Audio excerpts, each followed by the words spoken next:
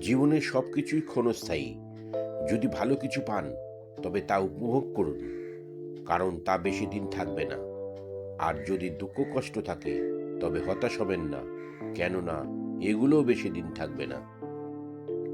সফলতা অর্জনের জন্য ইচ্ছে শক্তি প্রবল থাকলে ব্যর্থতা কখনই স্পর্শ করতে পারে না।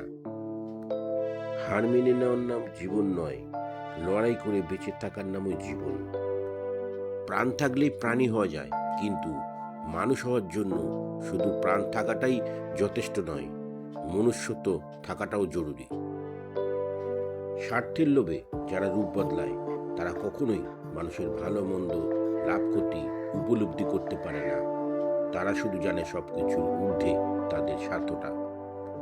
কিছু লোক আছে, আপনি যতই ভালো কাজ করুন না কেন, আপনার ভুল খুঁজতে এবং সমালোচনা করতে ব্যস্ত হয়ে পড়ে।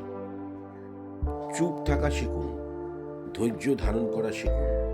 ধৈর্য আপনার অন্তরকে শক্তিশালী করবে।